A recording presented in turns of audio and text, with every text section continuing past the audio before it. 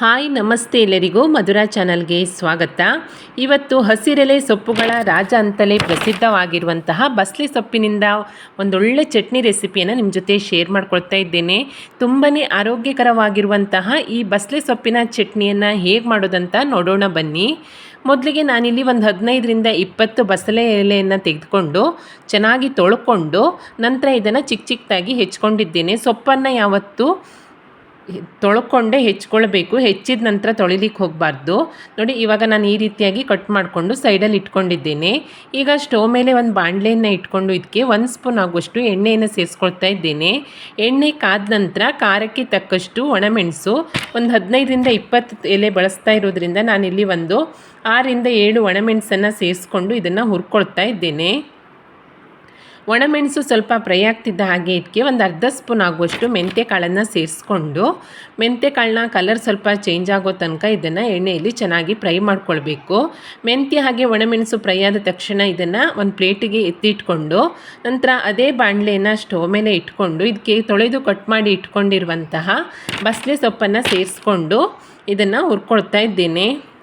ಇದೊಂದು ಪೋಷಕಾಂಶಗಳ ಆಕಾರ ಅಂತಲೇ ಹೇಳ್ಬೋದು ಬಸಳೆ ಸೊಪ್ಪು. ಬಸಳೆ ಸೊಪ್ಪನ್ನು ಸ್ವಲ್ಪ ಫ್ರೈ ಮಾಡ್ಕೊಂಡು ನಂತರ ಇದಕ್ಕೆ ನಾನು ಚಿಕ್ಕ ನೆಲ್ಲಿಕಾಯಿ ಗಾತ್ರದ ಹುಣಸೆ ಹಣ್ಣನ್ನು ಸೇರಿಸ್ಕೊಳ್ತಾ ಇದ್ದೇನೆ. ಹಾಗೆಯೇ ಒಂದು 1/4 ಸ್ಪೂನ್ ಆಗುವಷ್ಟು ಅರಿಶಿಣವನ್ನು ಸೇರಿಸ್ಕೊಂಡು ಈ ಬಸಳೆ ಸೊಪ್ಪಿನಲ್ಲಿರುವಂತಹ ನೀರಿನಂಶ ಎಲ್ಲ ಸ್ವಲ್ಪ ಡ್ರೈ ಆಗಿ ಸೊಪ್ಪು ಬಾಡೋ ತನಕ ಇದನ್ನು ಚೆನ್ನಾಗಿ ಹುರ್ಕೊಳ್ಬೇಕು. ಒಂದು 3ರಿಂದ 4 ನಿಮಿಷದಲ್ಲಿ ಇದರ ನೀರಿನ ಅಂಶ ಎಲ್ಲ ಡ್ರೈ ಆಗಿ ಸೊಪ್ಪು ನೋಡಿ ಈ ರೀತಿಯಾಗಿ ಚೆನ್ನಾಗಿ ಬಾಡಿಕೊಂಡು ಬೆಂದಿದೆ. ಈಗ ಸ್ಟವನ್ನು ಆಫ್ ಮಾಡಿ ಇದನ್ನು ತಣ್ಣಗಾಗಲಿಕ್ಕೆ ಸೈಡಲ್ಲಿ ಇಟ್ಕೊಳ್ತೀನಿ. ಇದೆಲ್ಲವೂ ಪೂರ್ತಿಯಾಗಿ ತಣ್ಣಗಾದ ನಂತರ ಒಂದು ಮಿಕ್ಸಿ ಪಾತ್ರೆಗೆ ನಾನು ಮೊದಲೇ ಹುರಿದಿಟ್ಕೊಂಡಿರುವಂತಹ ಮೆಣಸು ಹಾಗೆ ಮೆಂತ್ಯ ಕಾಳನ್ನು ಸೇರಿಸ್ಕೊಳ್ತಾ ಇದ್ದೇನೆ. ನಂತರ ಒಂದು 7ರಿಂದ 8 ಎಸಳಾಗುವಷ್ಟು ಬೆಳ್ಳುಳ್ಳಿ, ರುಚಿಗೆ ತಕ್ಕಷ್ಟು ಉಪ್ಪನ್ನು ಸೇರಿಸ್ಕೊಂಡು ಇದನ್ನು ಪೌಡ್ರ್ ಮಾಡ್ಕೊಳ್ತೀನಿ.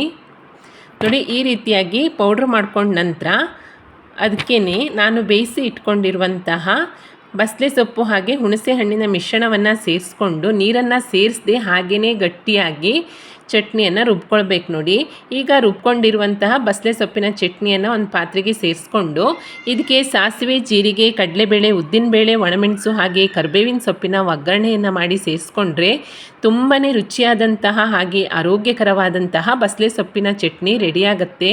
ಇದನ್ನು ನೀವು ಊಟ ತಿಂಡಿ ಎಲ್ಲದರ ಜೊತೆನೂ ತಿನ್ಬೋದು, ಆದರೆ ಊಟದ ಜೊತೆ ಸೈಡ್ ಡಿಶ್ ಆಗಿ ತುಂಬಾ ಚೆನ್ನಾಗಿರುತ್ತೆ.